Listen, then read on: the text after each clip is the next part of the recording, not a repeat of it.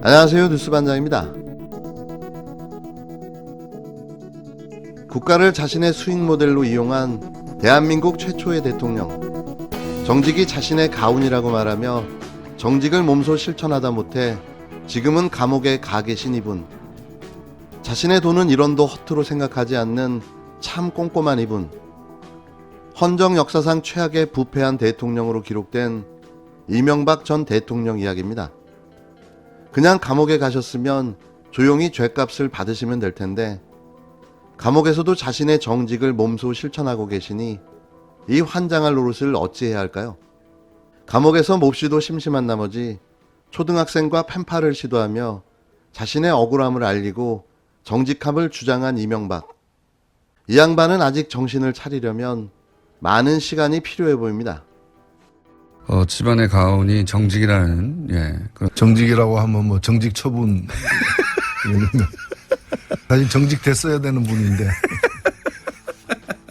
공에 메시지를 냈습니다, 여러 가지. 서초동 포토라인에 서서 한 발언처럼 이렇게 자기가 당사자라는 걸 잘 아는 거죠. 상식 같은 말이어야 뭐 대꾸를 하지. 자기를 이제 구체적으로 방어하기 시작한 마음은 그 서초동에 가 있어요. 예. 그래서 예행 연습을 하고 있는 거 아니냐. 최근 한 학생이 온라인을 통해 수감 중인 이명박에게 받은 답장이라며 공개해 이목을 모은 편지가 실제 이명박 자필 편지가 맞는 것으로 확인됐습니다.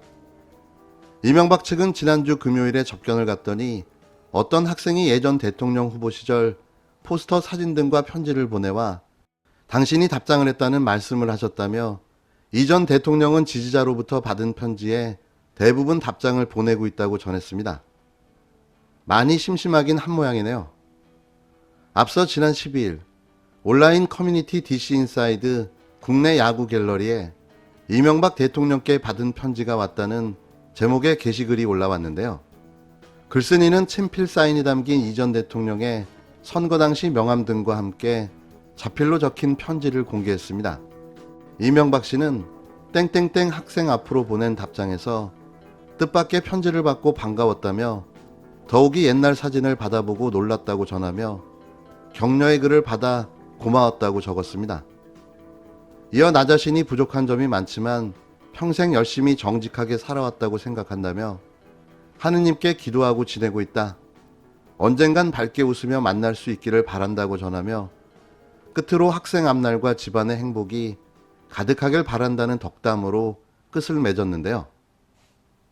이전 대통령은 지난해 10월 다스자금 횡령과 삼성 뇌물 등의 혐의로 징역 17년과 벌금 130억 원, 추징금 57억 8천만 원이 확정된 뒤 기결수로 안양교도소에서 수감 중입니다.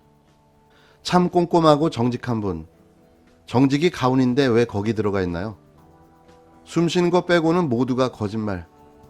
이제 개그맨을 능가하는 그 행태가 많은 국민들에게 웃음을 주고 있습니다. 이건 후보 뒤에 상황이 있는 것은 아닌가 하게 됩니다. 네, 상황. 그래서 후보께서 저랑 합의한 것에 대해서 신의를 지키는 분이라고 저는 알고 있고요. 서로 1대1로 만나면서 호감도 많이 느꼈습니다. 본인 의지로만은 안 된다는 것 같습니다. 그 우려가 가장 큽니다. 그 상황은 김종인 위원장입니까? 상상에 맡기겠습니다. 김종인 위원장께 그동안 정치권 대선배시고 예. 그리고 또 야권 단일화 파트너시지 않습니까? 예. 아시다시피 예의를 계속 갖췄는데 어제는 좀 도를 넘으셨습니다. 그래서 정말 어제 말씀은 야권 단일화 파트너에 대해서 그리고 또 야권 지지자 전체에 대해서 모욕하신 거라고 생각합니다. 단일화 효과를 없애시려고 하시는데요. 저는 오히려 박영선 후보나 문 대통령께는 아무 비판도 안 하고 그렇게 파트너에게 그런 도를 넘는 말씀하신 거는 이적 행위다. 그래서 앞으로는 그런 말씀 안 하시면 좋겠다는 말씀드립니다. 안철수 국민의당 서울시장 후보가 김종인 국힘당 비상대책위원장을 겨냥해 도를 넘는 이적 행위라고 강도 높게 비판했습니다. 야권 단일화 시한을 사흘 남기고 두 당의 신경전이 격화되는 양상인데요. 안 후보는 16일 CBS 라디오 김현정의 뉴스쇼에 출연해 토론도 제대로 할 수 없는 사람이라고 한 김 위원장의 발언과 관련해 정치권 대선배고 야권 단일화 파트너로 예의를 계속 갖췄는데 어제는 도를 넘었다. 단일화 파트너에 대해서 야권 지지자 전체에 대해서 모욕했다고 강조했습니다. 김 위원장의 사과를 요구하겠냐는 질문에는 앞으로 각별히 유의하시면 감사하겠다고 답했는데요. 안 후보는 오세훈 국힘당 후보와의 단일화 협상이 진통을 겪는 데 대해서도 후보끼리 합의한 사항에 대해서 국힘당 협상단이 인정을 안 한다. 본인 의지로만은 안 되는 것 같다고 주장했습니다. 후보 뒤에 상황이 있는 것이 아닌가라며 거듭 김 위원장을 겨냥했는데요. 권은희 원내대표도 이날 KBS 라디오에 출연해 김 위원장을 향해 본인이 비례로 국회의원을 하신 것은 각종 토론을 피하기 위한 방법이었나라고 일갈했습니다. 국힘당은 협상을 압박하기 위한 전략적 발언이다라며 김 위원장을 두둔했는데요. 실무협상단 소속인 성일종 비대위원은 MBC 라디오와의 인터뷰에서 실무협상이 교착 상태에 들어가니까 김 위원장이 협상을 조속히 마무리하라는 강력한 압박의 전략적 측면에서 말씀하신 것이라고 말했는데요.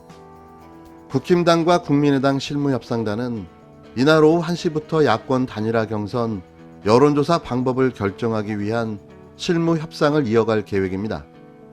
늦어도 17일 오전까지 합의를 이뤄야 예정대로 17일에서 18일 여론조사, 19일 최종 후보자 발표가 가능한 상황인데요. 이런 상황에서 과연 단일화가 성사될까요? 국민의당 서울시장 후보인 안철수 당대표는 16일 서울시장 보궐선거의 야권 단일화 후보 선출을 전제로 국힘당과 합당 추진을 공식화했습니다.